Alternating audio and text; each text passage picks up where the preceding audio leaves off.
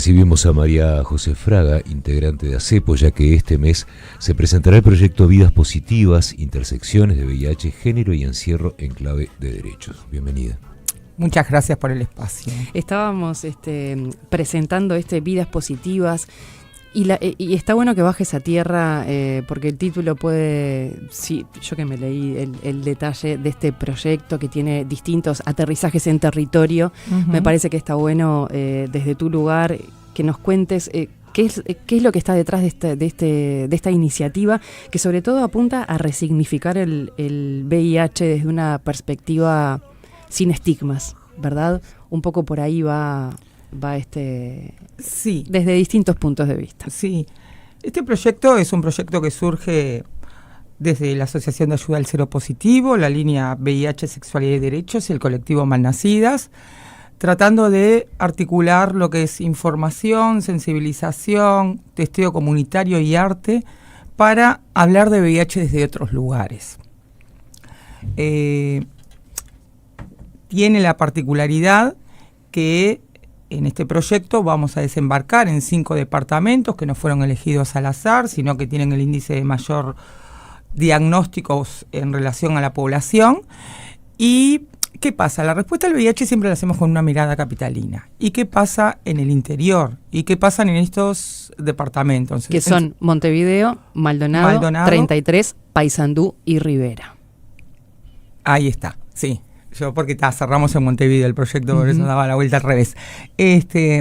Bien, un poco es desembarcar en territorio y poder articular, porque la respuesta del VIH se tiene que dar en forma articulada, interinstitucionalmente y de forma sostenida. No es ir a hablar pura y exclusivamente, no sé, el 29 de julio, cuando conmemoramos el Día Nacional, o el 1 de diciembre, sino que hay políticas que tienen que sostenerse a través del tiempo. La idea es poder dejar una semilla donde las distintas instituciones que tienen que dar respuestas, fundamentalmente la comunidad, puedan articular estrategias para poder dar mayor respuesta en los distintos lugares que corresponden, ¿no? Es por eso que, bueno, dentro de lo que van a ser las acciones territoriales, tenemos un día en centros de reclusión. Eso es algo que ya desde hace unos años venimos haciendo con ACEPO. El primer día hacemos centros de reclusión, donde se hace un taller con los referentes y con los delegados de cada sector de los centros de reclusión, y después testeo para los privados de libertad que quieran y accedan en forma voluntaria a hacerse el test. Insistimos en esto, en que, bueno, que también el testeo y el diagnóstico precoz pueda llegar a aquellas personas que, bueno, que como que el acceso a salud está como más complejo. Tenemos un segundo día donde va a haber un taller de formación para los equipos de salud y agentes comunitarios y también población en general que se quiera acercar, en paralelo con una jornada de testeo comunitario. Eso quiere decir que vamos a estar en una plaza o en algún salón haciendo testeo para toda aquella persona que quiera acercarse. Y el último día, el colectivo Malnacidas, presentamos esta obra, una comedia de terror que aborda el VIH desde otro lugar, desde la cultura. Es un colectivo que surge a partir de ACEPO con una perspectiva feminista, entendiendo que la mujer con VIH ha sido invisibilizada históricamente. Entonces, la obra transcurre en monólogos, mezcla de monólogos stand-up, de mujeres con diagnóstico positivo, con un personaje central que puede representar a la sociedad, al médico, médica. Interpelamos y denunciamos estas cuestiones que, bueno, que nos atraviesan como mujeres y como mujeres con VIH. María José, este tipo de proyectos son muy importantes, sobre todo teniendo en cuenta que, por lo menos, y esto lo hemos conversado acá en esta mesa, sentimos como que se han ido apagando aquellas campañas en lo que tiene que ver con la salud sexual, la prevención de ciertas situaciones. a medida que la medicina va avanzando, los seres humanos nos aguapamos más y no nos importan tanto las consecuencias, sobre todo si las consecuencias de nuestra vida pueden llegar a tener, aunque sea una solución crónica, ¿verdad? Uh-huh. ¿Está haciendo falta volver un poquito para atrás a aquellas campañas de cuando yo era joven, donde nos instaban al utilizar el preservativo, el cuidarnos más en ese plano de nuestra vida? Sí, el tema de las infecciones de transmisión sexual, el VIH, ha sido, invisibilizado, no es algo que esté en la agenda. Recientemente han salido algunas publicaciones desde el Ministerio de Salud Pública porque tenemos un serio problema con la sífilis. Uh-huh. El aumento es impresionante. Eso nos habla que no se está usando preservativo.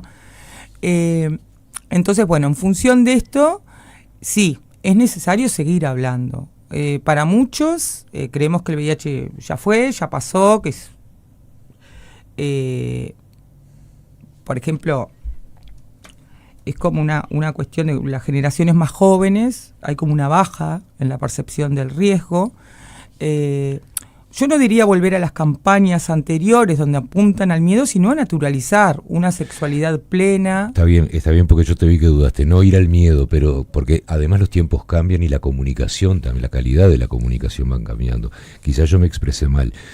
Cuando yo volvía a lo de las campañas anteriores, aquella masividad que tenían las campañas, donde todos estábamos informados y sabíamos, somos de una generación que cuando salíamos el viernes o el sábado de noche, llevar un preservativo era parte de lo que llevábamos para salir, era parte de nuestro, era como el pañuelito que nos ponía nuestra madre en el bolsillo de atrás, era parte de, y uno siente que hay cosas que se han ido perdiendo con el tiempo. Bajo la percepción del riesgo, exacto, que es una de las cosas que se analiza. Sí, totalmente.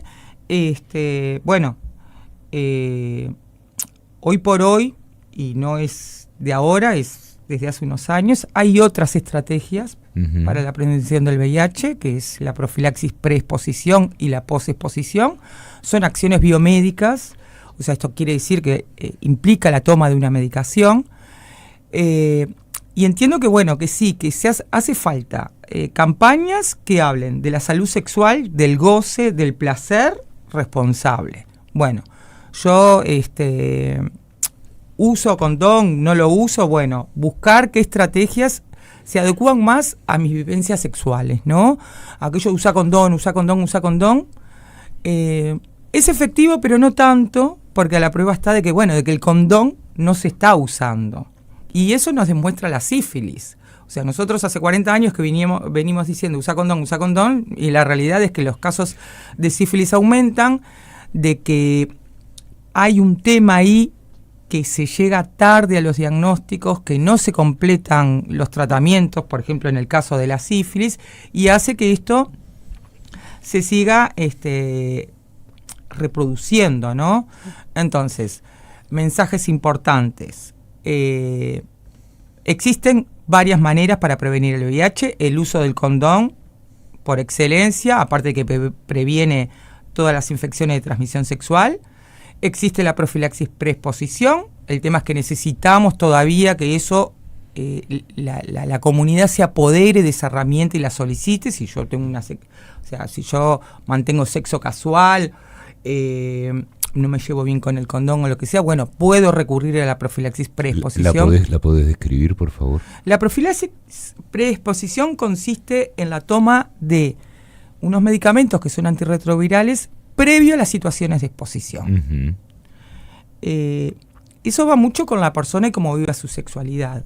Hay dos maneras de tomarla, una es de forma diaria y otra es a demanda, que esto que quiere decir, hoy es viernes, sé que el fin de semana me voy a dar contra todo, empiezo hoy y la tomo, tomo antes y pasada la situación de exposición. ¿Esto es una prescripción más? No. O sea, esto requiere una indicación médica con controles y lo que va a hacer esto es prevenirme del VIH. Después está la profilaxis posexposición, que es la que deberíamos de conocer, que es la que se utiliza para los accidentes laborales o situaciones de abuso. El tema es que hoy y ya hace un tiempito, también se da para sexo consensuado. ¿Esto qué quiere decir? Yo salí con una persona, desconozco su estado serológico, se me rompió el condón, bueno, tengo que ir a mi prestador de salud por puerta de emergencia, me van a indicar la profilaxis post-exposición, que es la toma de medicación durante un mes. Ahora bien, ¿con qué nos encontramos? Con que mucho del personal de salud que trabaja en las puertas de emergencia no sabe que puede indicar la profilaxis post-exposición en caso de sexo consentido. Ahí tenemos otra herramienta más. Después el indetectable es igual a intransmisible, que esto es un mensaje que habría que decirlo alto, claro y no sé, y con colores fluo, que quiere decir que una persona con VIH bajo tratamiento antirretroviral hace que no tenga virus multiplicando en sangre y por tanto no transmite el virus, así no use condón en sus relaciones sexuales. Esto no es algo nuevo, no es algo que venimos acá a descubrir la pólvora, es algo que ya existe hace años, la evidencia científica está más que comprobado. El tema es que le falta como difusión, porque esto también, beneficia a las personas con VIH porque, bueno, pueden sentirse más liberadas a la hora de tener sexo y después está comprobado que reduce el estigma y discriminación, que eso es un tema que las campañas no han podido todavía con sí, eso. Y sobre ese punto quería que hablemos, porque vos hablabas del concepto de la sensibilización como uno de los primeros objetivos de esta movida de vidas positivas que van a hacer por estos departamentos que comentábamos. Hoy en día, con el estado de información que tenemos y con esto que estás comentando vos, la sensibilización tiene que ir más por el no discriminar al paciente, por saber bien cómo son las vías de contagio. Yo me acuerdo hace muchísimos años atrás, hasta había que explicar que se podían compartir cubiertos, el mate, distintas cosas que hoy nos parecen obvias. Por eso me parece importante actualizar la sensibilización para ustedes, por dónde les parece que tiene que ir. Sí, primero... Porque se supone que hoy estamos ya con determinados tabúes superados, se supone. Sí, justamente, se supone. Primero nosotros hacemos mucho hincapié en el lenguaje. El VIH no se contagia, el VIH se transmite. ¿Esto qué quiere decir? Que se necesitan determinadas cosas para que se dé una transmisión. Porque ¿qué pasa? Cuando yo digo es algo contagioso, la gente piensa en una gripe, piensa en el COVID, yo que sé, como algo más reciente. Entonces quiere decir que, bueno, en el contacto cotidiano puede adquirir el VIH. Y no, se necesitan que pasen determinadas cosas para adquirir el VIH. Eso por un lado. El tema de la sensibilización, sin duda. Si bien no se dan casos tan, como hace años atrás, tan brutos de discriminación y de estigma, se siguen dando. Es mentira que, bueno, no pasa nada porque yo que, por ejemplo, estoy en el servicio Línea VIH, Sexualidad y Derechos, nos siguen llegando llamadas con que, por ejemplo, le toqué la pierna, toqué el ojo y si me salta, y compartí, tengo una persona conocida que tiene VIH y si comparto el mate, o sea que todavía siguen existiendo esas informaciones siguen circulando, no es la mayoría, pero bueno, lo cierto es que, bueno, todavía hace falta información y naturalizar que hay personas que tienen VIH como tienen otra afección. Hemos visto que donde se da, también es un poco obvio, la mayoría de situaciones de estigma y discriminación es en las relaciones erótico-afectivas. O sea, y este doble relato, ¿no? Está todo bien con el VIH, yo no tendría problema, pero de repente cuando te toca y la persona te dice, bueno, tengo VIH, bueno, ahí no, nos vemos otro día, no nos vemos más, o aquel comentario de no la toco ni con un palo, no lo toco ni con un palo, sigue existiendo eso. Entonces, bueno, poder entender que esto es una afección crónica, que toda persona sexualmente activa puede adquirir en un momento el VIH si no utiliza algún método de prevención, y naturalizar que, bueno, el VIH es una afección crónica, totalmente tratable, que las personas indetectables no transmiten el virus. Es más, yo soy una convencida que tener sexo con una persona con VIH con carga viral indetectable es el sexo más seguro. digo, parecerá loco, ¿no? Pero, digo, vos salís con una persona que no conoce su estado serológico, que capaz que tiene VIH, no hace tratamiento y bueno, y ahí adquirís el VIH. Y después todavía está esto de asociarlo a determinadas personas, ¿no? A determinados grupos, que si bien la incidencia es más alta en determinadas poblaciones, lo que, digo, nos muestra un poco las cifras es que las personas por encima de los 40 y de los 60 años se están infectando más, no solo son los jóvenes, hoy vivimos muchos años más, la sexualidad se vive plenamente más avanzada, entonces bueno, esto del usar condón, el VIH como asociado a determinados grupos, es algo que como que marcó a fuego, entonces es aquello que, bueno. No para poner la luz en determinados grupos, pero la vía de contagio más frecuente hoy, ¿cuál es? Porque eso ha ido cambiando también con el paso de los años. Sí, y vuelvo a decir, la vía de transmisión, obviamente la práctica anal... Está perfecta la puntualización. La práctica anal por una cuestión biológica. Y cuando hablamos de práctica anal, digo, vamos a ser, también sinceros, las mujeres también tienen prácticas anales. Lo que pasa es que cuando hablamos de prácticas anales siempre pensamos en el varón gay receptivo. Entonces, bueno, indudablemente la práctica de mayor exposición es la práctica anal por una cuestión biológica de cómo están las células ahí colocadas. Después viene la práctica vaginal y por último el sexo oral, que es el de menor riesgo, pero no es cero. Y ese riesgo aumenta para quien pone la boca.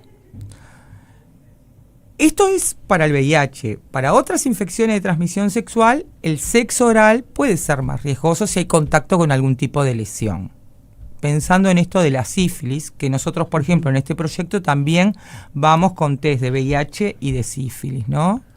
Estas son acciones que vos contabas, las van a desarrollar en 5 departamentos, los reiteramos, Montevideo, Maldonado, 33, Paysandú y Rivera, con una agenda que va hasta mediados de año. Sí. La tengo acá adelante. Y me interesa también hablar de la transmisión y de la realidad del VIH en las cárceles. Ustedes van a estar en distintas unidades penitenciarias de estos en los departamentos. 5 departamentos. Exacto. Estamos ¿Cómo miran esta realidad sanitaria dentro de los recintos carcelarios? Porque una cosa es rejas afuera, con distintos accesos a tratamientos, a profilaxis, distintas alternativas para combatir la transmisión, no el contagio. ¿Cómo se vive esto dentro de las cárceles? A ver, la realidad que nosotros vivimos en los centros de reclusión, o sea, hay personas que ya tienen un diagnóstico positivo, a las cuales se les brinda el tratamiento. La atención en salud no es la mejor, pero bueno, tienen acceso al tratamiento. El tema es qué pasa con esas personas una vez que son liberadas. De hecho, hay un gran porcentaje que abandona el tratamiento.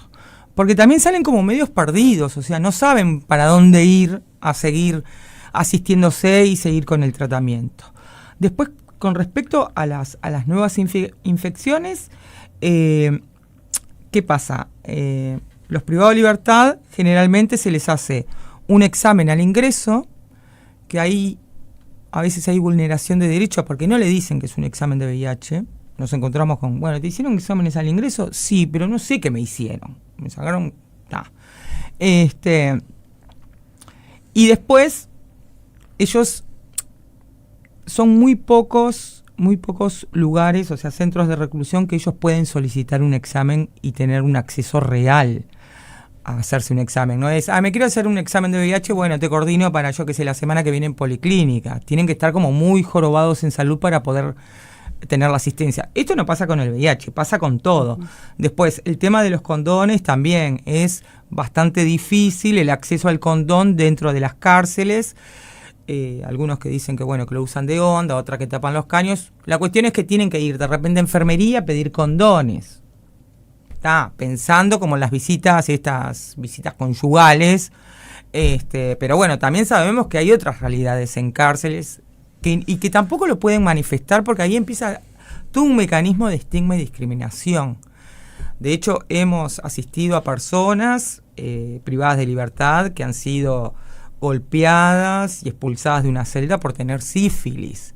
Entonces, digo, ¿a qué punto es importante la información y también llegar con otro discurso, no desde desde te castigo, te sigo castigando, sino, bueno, vamos a hablar, vos que podés salir, delegado de tal sector, vamos a sacarnos las dudas, compartirlo con tus compañeros y bueno, y todo aquel que se quiera hacer el examen, que venga a hacérselo, y a partir de un diagnóstico, bueno, nosotros nos comprometemos a hacer un seguimiento desde afuera con el servicio de salud que tienen las cárceles, para que esa persona se le pueda brindar el tratamiento, ya sea en VIH o en sífilis, y se le pueda hacer el seguimiento después, ¿no? ¿Hay un ámbito para eso en todo lo que es la dinámica carcelaria, o hay que crearlo también? Hay que mejorarlo y que haya mejor comunicación y que las autoridades pero dialoguen. Pero una comunicación también entre la barra que está privada de libertad, me imagino, digo, conciencia. Porque sí. Muchas veces el leitmotiv, la gran preocupación de vida de la persona que está privada de libertad seguramente no sea su salud sexual, debe tener otras prioridades también. Sí, no, sin duda, sí. Sobrevivir. Para empezar. Nosotros la experiencia que tenemos, y hemos hecho un largo recorrido por las cárceles que capaz que son como más complejas, como puede ser Libertad, Concar, quizás también esto de ir de afuera, abre un poco el juego a que, bueno, también tenemos como ese espacio de que nos cuenten cuál es la realidad. Nosotros no podemos solucionar, y eso es lo que también le planteamos, o sea, nosotros no venimos acá a solucionar porque no tenemos cómo, y es como muy complejo. Ahora, sí es cierto que dentro de las cárceles se da como esas dinámicas de violencia de ambas partes, y bueno, y acceder a la salud en general es como bastante complejo, ¿no? Es como hasta un privilegio en muchos casos. O sea, a veces, yo qué sé, cuando uno se entera que que terminó en el Maciel porque se tragó o está todo cortado, bueno, quizás esa persona antes estuvo con un dolor de muelas impresionante, y bueno, está como ese tema de que, bueno, llevo o no llevo. Es muy complejo el tema cárceles.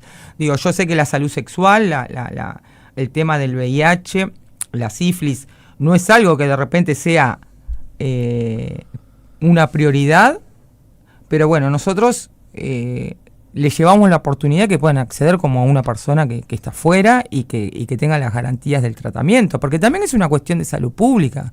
O sea, porque esas personas, digo, si no se diagnostican, digo, siguen transmitiendo, claro, tienen las visitas que reciben de calle, entonces, bueno, un poco es, por ejemplo, en la sífilis, los embarazos, la sífilis congénita que se está viendo, digo, cosa de que, bueno, de que antes no se veía.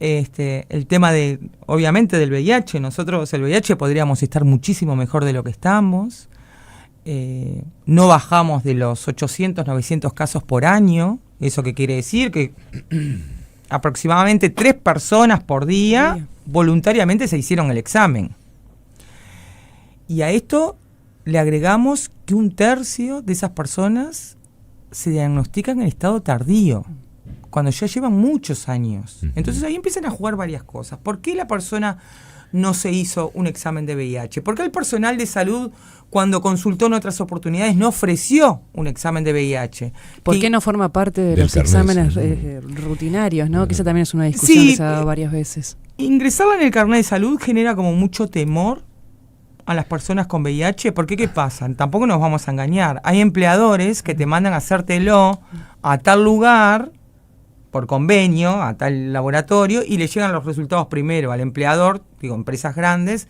que a la propia persona. Sí, y eso de hecho ya hay decreto ministerial que lo tienen que ofrecer en el carnet de salud. Ahora, ustedes pregúntenle a personas conocidas que se hayan hecho el carnet de salud últimamente, ¿a cuántos le ofrecieron hacerse un examen de VIH? No. Entonces, por un lado tenemos esto de que a mí no me va a pasar, o el temor de ir a hacerme un examen de VIH, o cómo me van a mirar, y bueno, y de ahí se desprende este diagnóstico tardío, que son personas que debutan con una infección avanzada que generalmente termina en CTI con secuelas. Esto Montevideo. Andá al interior a hacerte un examen donde la que te o a pedir hora o a contar, cuando de repente la que te atiende o la que te va a dar hora, yo qué sé, es la vecina de tu prima. Digo, por eso hay que empezar como... Y a veces uno se pregunta, ¿no? Y vuelvo al principio de esta conversación, si no hay que trabajar nuevamente en los temas de información, porque ¿qué pasa? Obviamente el temor se ha ido diluyendo con el tiempo, a la prueba me remito, la gente usa cada vez menos preservativo. Tú misma lo estás diciendo, y hay una preocupación por el tema de la sífilis, bla, bla, bla. Pero sin embargo, las consecuencias sociales, más allá del tema de salud, que tiene el diagnóstico de esta enfermedad, se mantienen intactas desde que aparece la enfermedad hasta el día de hoy. Sí, ha sido como muy... Ha habido como pequeños cambios, pero es muy lento. Los cambios sociales y la mentalidad es como muy difícil, y bueno, y es poder seguir machacando en esto de, la información y la sensibilización, ¿no? Una pata fundamental para la respuesta a lo que es las infecciones de transmisión sexual, a la salud sexual, es la salud sexual integral en la educación. Nosotros venimos de un vaciamiento de contenido de la educación sexual integral. Y después la salud sexual, esto de que los chicos aprendan. Primero tenemos ahí como de repente capaz que los padres diciendo, bueno, con mis hijos no, porque parece que... Después tenemos docentes que, y no le quiero dar palo a los docentes, pero que a veces no están como lo suficientemente preparados, porque hablan de una sexualidad y de lo biológico. Sí, sabes que estuvimos estos días hablando con autoridades justamente de la educación, de cómo la ESI se estaba bajando a tierra en los distintos niveles de la educación, y justamente esa mirada integral es a la que se apunta. Pero claro, una cosa es lo que está en el papel, otra cosa es cómo el docente lo lleve, se haga carne de eso y lo pueda transmitir. Entonces también hay mucho de trabajo con el personal docente de cómo se transmiten estas ideas, por claro, lo tanto, ¿no? sí. Y esta amplitud que tiene el tema. Sí, indudablemente los educadores sexuales tienen que estar ahí presentes en la educación, y no el docente deberían, de biología, por lo pronto. Deberían. Que muchas veces da como algo como lo biológico, ¿no? Vulva, pene, el aparato reproductor, y después o sea, la sexualidad en sí, si nos ponemos a ver, está invisibilizada en todos los lugares. Es mucho más que la genitalidad, además. Sí. Obvio. Otro, no quería que termináramos la nota sin hablar de ACEPO en sí mismo, del trabajo que hacen ustedes como Asociación de Ayuda al Seropositivo. ¿Cómo trabajan con las personas? ¿Cuál es el apoyo que brindan? Porque escuchamos hablar de ACEPO, como decís vos, cuando es el día D o el Día Nacional de Lucha contra, pero el trabajo es a diario, ¿no? Y es extenso. Sí. ACEPO es una organización, surgió en el año 89 con un grupo de personas con VIH, en aquel momento con SIDA, que se juntaron a decir tenemos que hacer algo para reivindicar nuestros derechos. Obviamente todo fue mutando, y ACEPO, hoy por hoy, o sea, siempre bregó por los derechos de las personas con VIH. Después el área de capacitación, formación, sensibilización en distintos espacios. Dentro de ACEPO se dan los grupos de pares, que son grupos que se forman de personas con un diagnóstico positivo, donde son grupos que tienen una duración de 1 año. Después una pata fundamental es el convenio que tiene ACEPO con la Intendencia por el Servicio en Línea VIH, Sexualidad y Derechos, que es el 0800 31 31, que ahí se aborda lo que es el VIH, infecciones de transmisión sexual, interrupción voluntaria de embarazo. Y por ejemplo, un montón de acciones en territorio que a veces no se ven. Nosotros recibimos a las personas, si es necesario, si quieren hacerse un test rápido en la sede, se lo pueden hacer. Esa orientación necesaria cuando uno no sabe qué hacer ni a dónde frente recurrir. A un diagnóstico reciente, cómo manejarlo, sacar las dudas que puedan tener, que surgen en el primer impacto, no solo a la persona con el diagnóstico, al entorno familiar, a la pareja,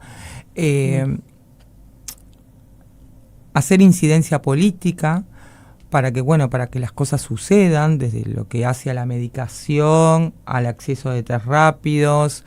Es un trabajo de años y cada vez como fortaleciéndose más y pisando fuerte, ¿no? También de ACEPO sale este grupo de mujeres malnacidas, es este colectivo feminista que arrancó como un grupo de mujeres con la idea de hablar del VIH desde el arte. No es solo el tema de la obra lo que han trabajado, sino se ha hablado a través de la poesía, de la pintura, de una canción, de cortos, siempre enunciando.